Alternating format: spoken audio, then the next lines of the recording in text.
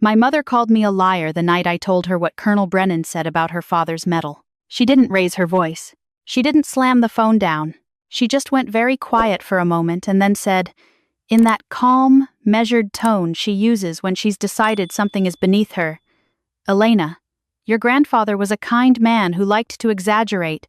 Please don't make this into something it isn't." Then, she changed the subject to my cousin's engagement party.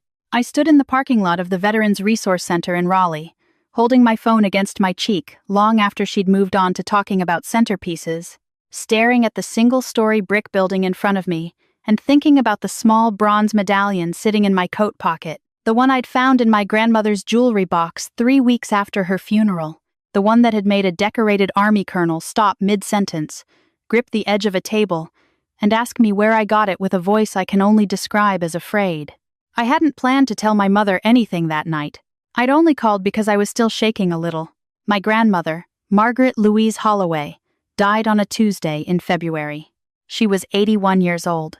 She died in the same house she'd lived in since 1974, in a small city in North Carolina, in a bedroom that still had the same curtains she'd hung the year my mother was born. She died with her rosary in her hand, and her reading glasses on the nightstand, and a half-finished crossword puzzle folded on the bed cover beside her. She didn't die alone. I was there. My mother was not. Neither was my aunt. Neither was my Uncle David, who lives 40 minutes away, and who I have not seen at a family gathering in 6 years. My grandmother had been declining for 8 months. Everyone knew it was coming. I'd taken 2 weeks of personal leave from my job at a nonprofit in Durham to stay with her at the end.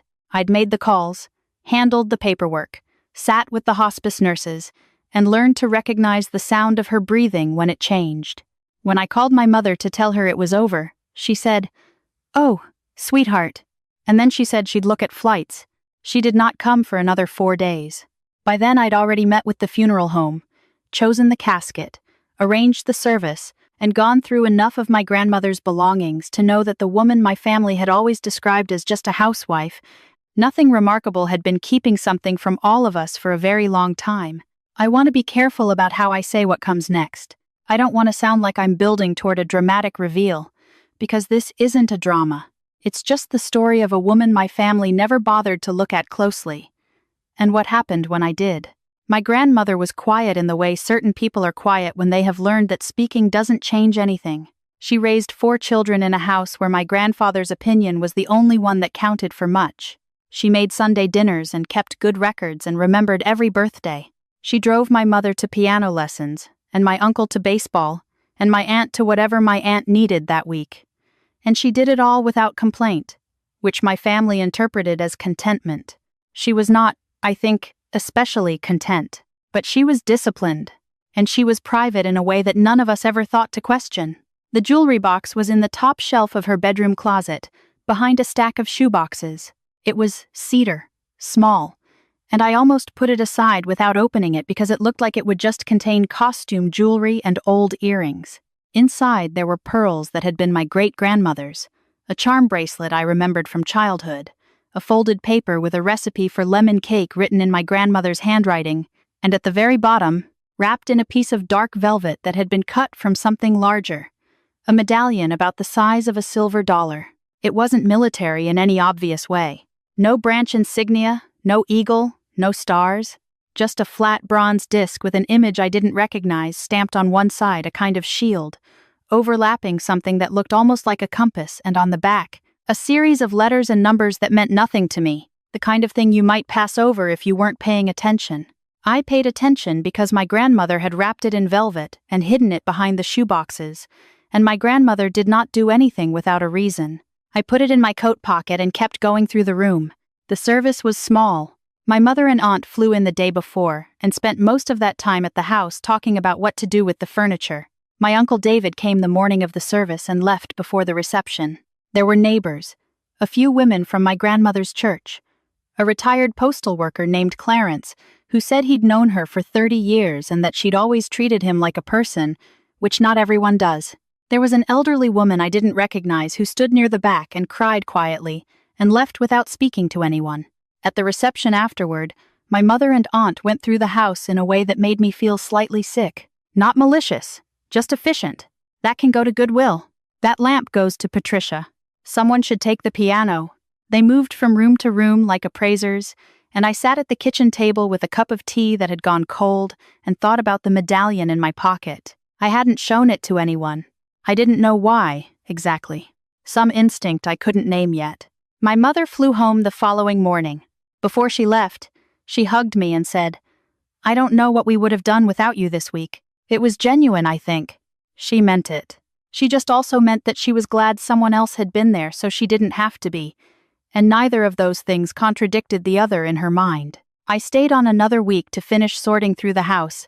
That was when I found the rest of it.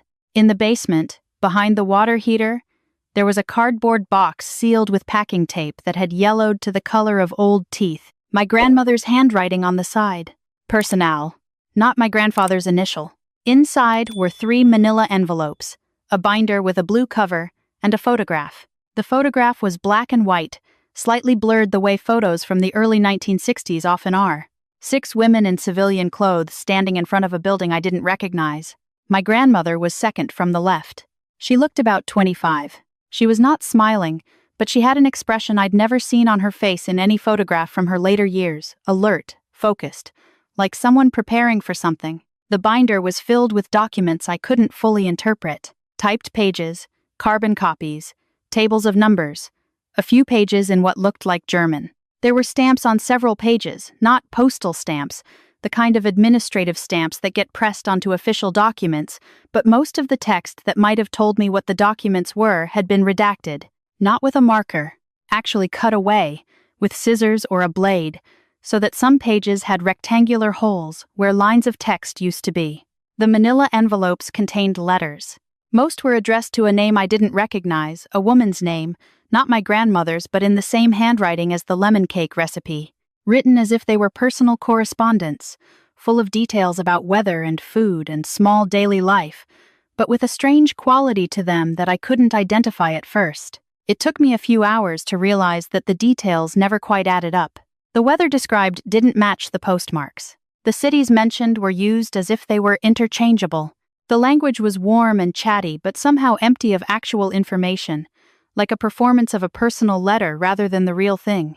I sat on the basement floor for a long time with those letters spread out around me. Then I put everything back in the box, carried it upstairs, and spent the rest of the evening trying to figure out who I could ask about any of this. I didn't know anyone with a military intelligence background.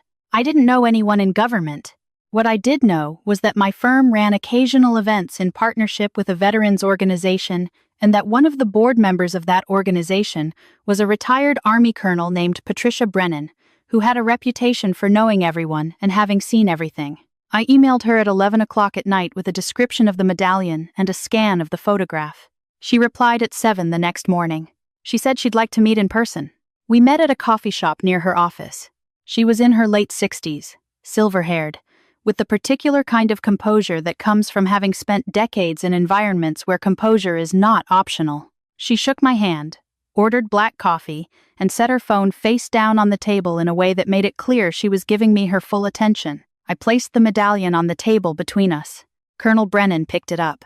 She looked at it for a long time. Then, she set it down, folded her hands, and looked at me with an expression I would describe, if I had to, as careful. "Where did you find this?" she said. It wasn't quite a question. "In my grandmother's jewelry box," I said. "She died 3 weeks ago." "What was her name?" "Margaret Holloway, born Margaret Frances Keene, in 1942. Something shifted in the colonel's face. Not shock, exactly. More like recognition arriving from a direction she hadn't expected. "Tell me about her," she said. I did. I told her about the house in North Carolina, the 4 children, the Sunday dinners, the crossword puzzles. I told her about the box behind the water heater. I told her about the documents, the photograph, the letters written in a code that wasn't quite a code. Colonel Brennan listened without interrupting. When I finished, she was quiet for a moment. "Your grandmother never spoke to you about any of this," she said. "She never spoke to any of us about it. Did she ever mention working, before she married? Outside the home?" "Not in any detail. She said she'd worked as a secretary for a while." "Before my grandfather." "A secretary," the colonel repeated, with a tone I couldn't quite interpret. Then she looked back at the medallion. "This is a recognition marker," she said. "It's not something that was issued publicly or officially. It was used within a specific network to identify individuals who had been cleared for a certain level of operational work." She paused. Civilian operational work. During the late 1950s and through the 1960s, I felt something very still settle over me. What kind of operational work? Intelligence, support. Not field work, not in the way you might be imagining, but analytical work, communication work, the kind of work that required people who were very good at managing information without leaving traces of themselves in it. She looked at me. People who were, frankly, overlooked. Because they were women, in many cases.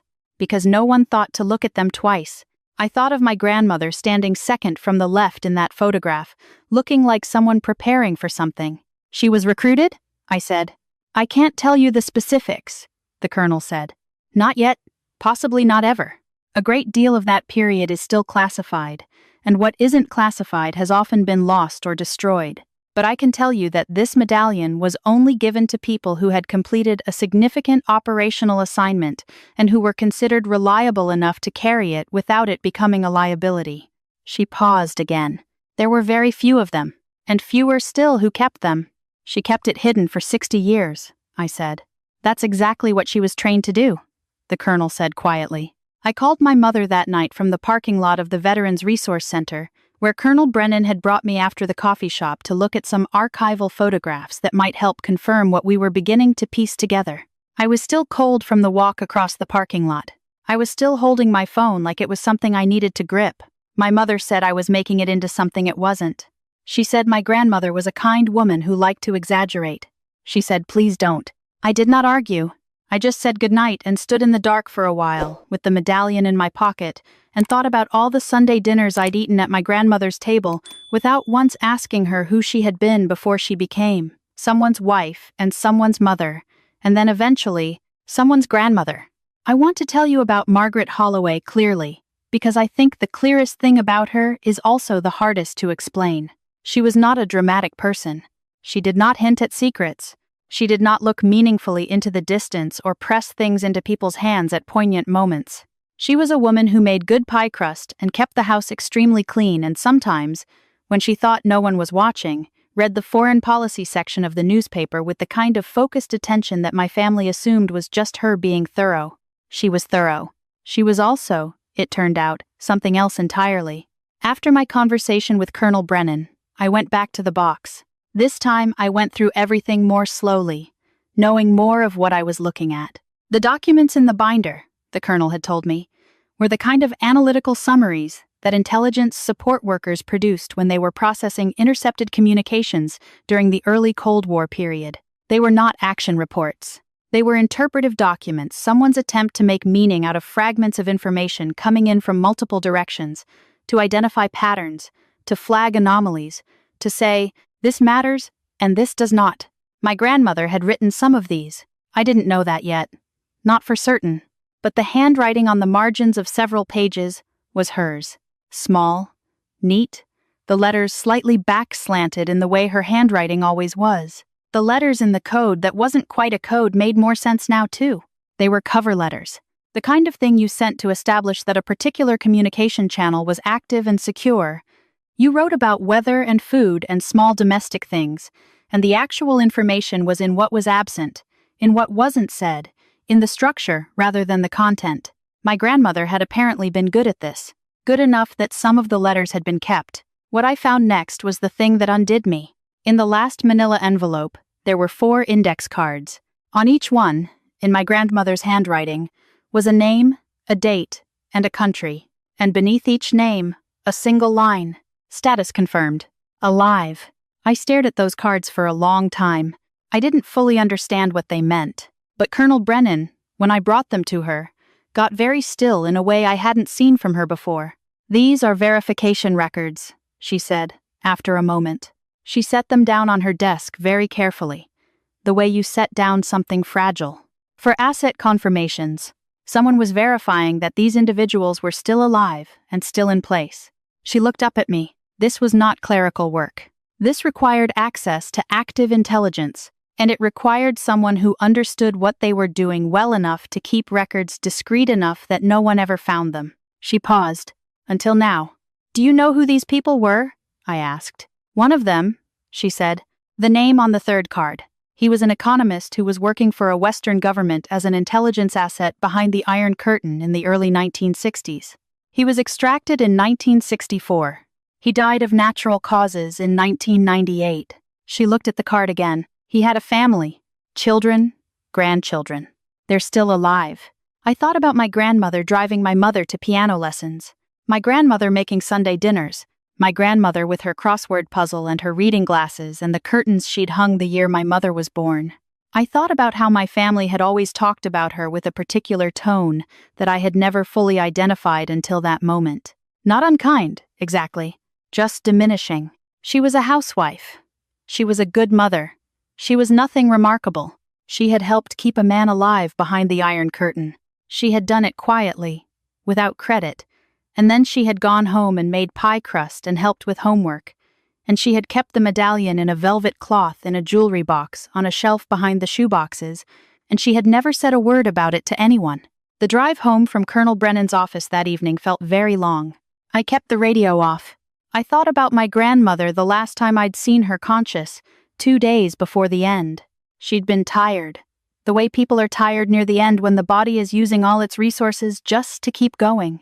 But she'd held my hand and looked at me for a long time with those alert, clear eyes she'd always had. And she'd said, "You're a good girl, Elena. You pay attention."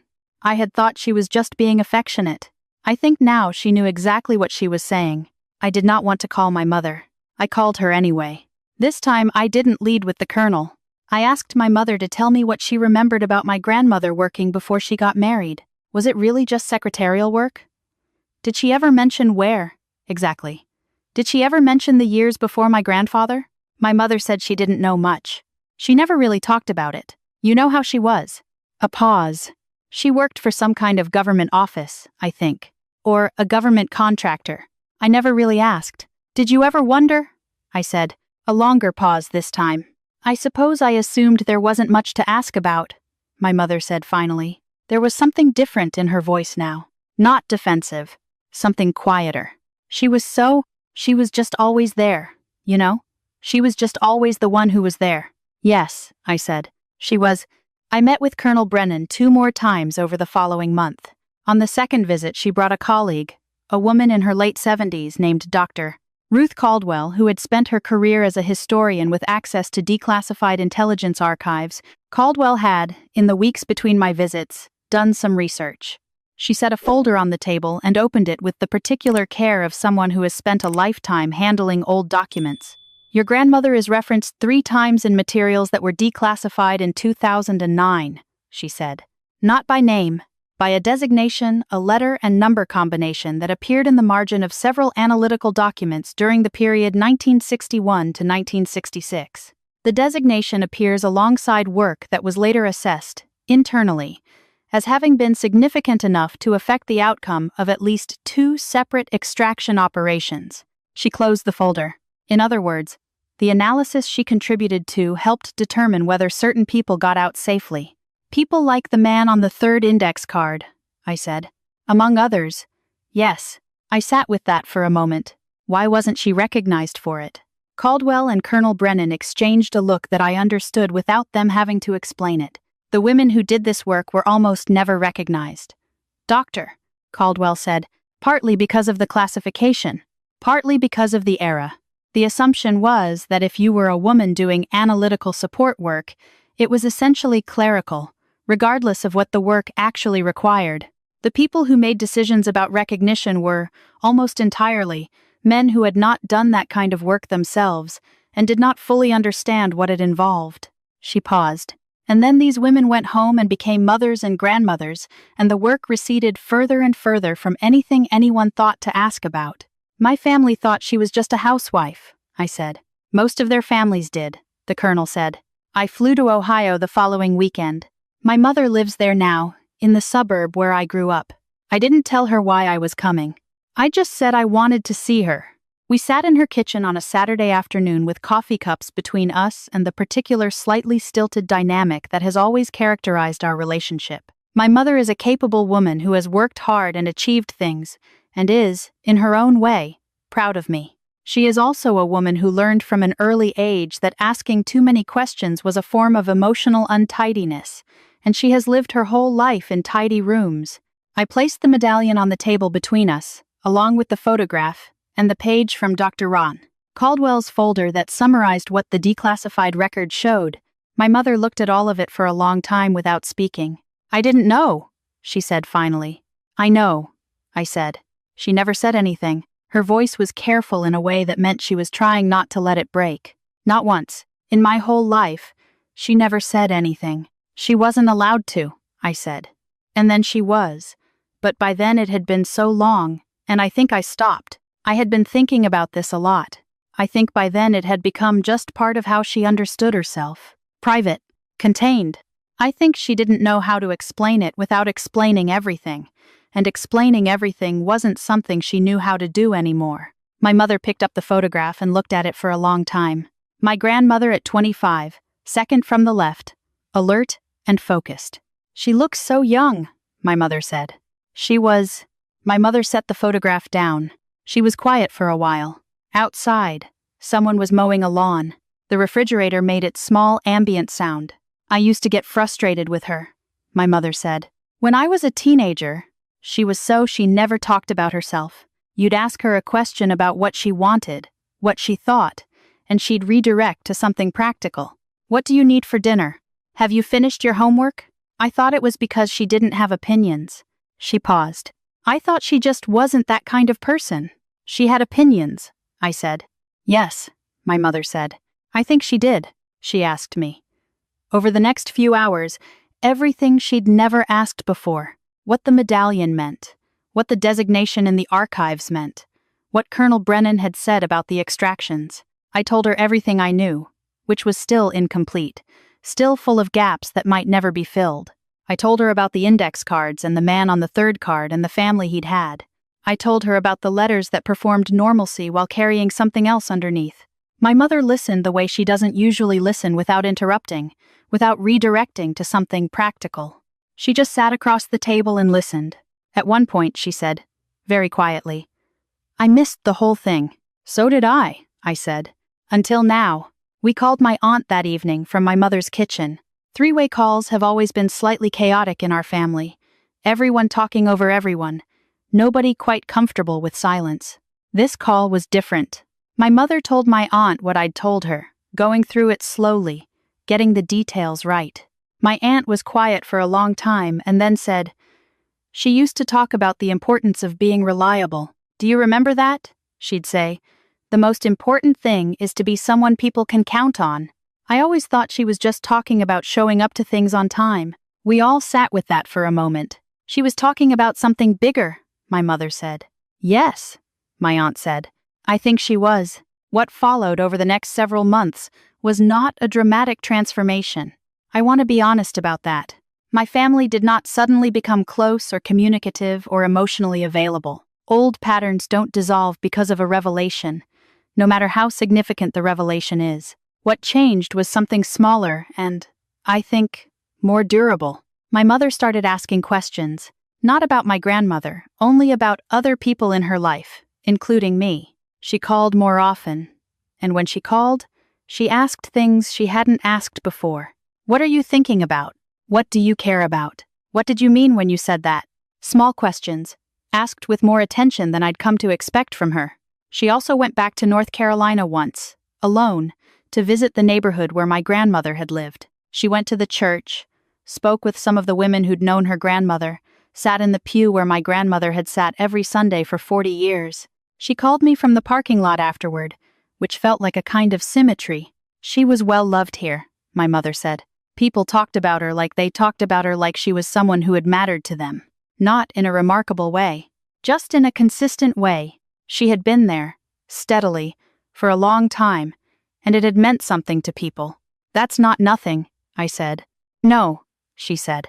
"It really isn't." Colonel Brennan reached out in the spring with something unexpected. She had been in contact with the family of the man on the third index card not to reveal anything classified, but to let them know, in general terms, that someone from this era of work had recently been identified through archival research, and that this person's contributions had been meaningful to operations that had affected their family's history. The man's daughter, who was in her 60s and had lived her whole life knowing only that her father had once been in a dangerous situation and had gotten out safely, sent back a letter. She did not know my grandmother's name. She might never know it, but she wrote about her father, about who he had been, about the family he'd built after he came back, the grandchildren he'd had, the years he'd lived that he otherwise might not have lived. And she said, "Please tell this person's family that we are grateful. Please tell them that it was not nothing." I read that letter 3 times. Then I folded it and put it in a cedar box I'd bought at a craft store, along with the medallion and the photograph and the 4 index cards. And I set the box on my bookshelf where I could see it. My grandmother had spent 60 years carrying something that no one in her family knew was there. She had carried it in the ordinary way. She carried everything without announcement, without complaint, with the kind of attention that looks, from the outside, like simply being thorough. She had wrapped the one piece of evidence in dark velvet and hidden it behind the shoeboxes and never said a word about it. And she had still, somehow, found a way to leave it where I could find it. She had left it for someone who would pay attention. I think she knew, toward the end, that that was me. I am not a soldier. I don't work in government. I sit at a desk at a nonprofit in Durham and write grant proposals and make spreadsheets about community impact metrics and eat lunch at my desk more often than I should. I am an unremarkable person in most of the ways that the world measures remarkability. But I have learned something in the months since my grandmother died that I am still learning how to hold properly. I have learned that the people who shaped things, who kept things together, who made it possible for other things to happen, these people are not always the ones whose names end up on plaques. They are often the ones who went home and made dinner and never mentioned it again. They are often the ones whose families, decades later, are surprised to discover that there was more to them than anyone thought to ask about. My grandmother was not a footnote. She was not background. She was someone who had done difficult and important work in a dangerous period of history. And she had done it quietly, and she had gone on to do the quieter work of raising a family and building a community and being someone people could count on for 40 more years after that. And none of that had ever been diminished by the other. She had held all of it at once, in silence, with that alert expression she had in the photograph, looking like someone who was preparing for something. She was always preparing. She had been preparing her whole life. I wear the medallion on a chain now. Not in a dramatic way. I keep it under my shirt most of the time. It's just something I carry. But once, a few weeks ago, I was at a fundraiser for the veterans organization where Colonel Brennan serves on the board, and an older woman, a retired Air Force officer, I found out later reached out and touched my arm as I was getting a drink, and said, "I couldn't help noticing. That piece you're wearing?" I pulled the chain out and showed her. She looked at it for a long moment. Then she looked at me. "Who did this belong to?" "My grandmother," I said. She nodded once, very slowly. "She must have been something," she said. "She was," I said. "I'm just starting to understand how much. I still don't have the full picture. I probably never will. Some of what my grandmother did will stay classified. Some of it has been lost. Some of it was never written down at all, because that was the discipline she'd learned to leave as few traces as possible, to make yourself difficult to find in the record, to do the work and then make the work invisible. She made herself invisible, and then she went on being visible in all the ways her family needed her to be, and none of them knew the difference. I know the difference now, and knowing it has changed how I see everything, not just my grandmother, but the quiet people around me, the ones who listen more than they speak, the ones who show up without being asked, the ones who do the steady, unremarkable work of holding things together and never once suggest that there's anything remarkable about it. My mother called me last week, on a Tuesday evening. We talked for almost an hour, which is longer than we have talked in years. At the end of the call, she said, "I think about her every day now. I didn't used to think about her every day." "Me too," I said. "I think I'm just starting to grieve her," my mother said. "The real version of her. Is that strange?" "No," I said. "I think that's exactly right." After we hung up, I sat for a while with the cedar box on the table in front of me. The medallion, the photograph, the index cards, the colonel's letter. A life, in fragments, finally starting to make sense. My grandmother used to say, when I was small and frustrated about not understanding something, patience, the picture takes time to develop. She said it about photographs, back when photographs still had to be developed. I never knew she might also have been talking about herself. I'm paying attention now, Grandma. I promise. If you've been listening to this and felt something shift, if you thought of someone in your life who carried more than they ever said, who contributed more than anyone knew to ask about, then please don't wait as long as my family did to ask. Call them, sit with them, ask the questions that feel almost too small to ask. Because sometimes the smallest questions open into the largest rooms. The quiet ones are keeping more than you know, and they are waiting, patiently, for someone to finally look closely enough to see. Thank you for being here.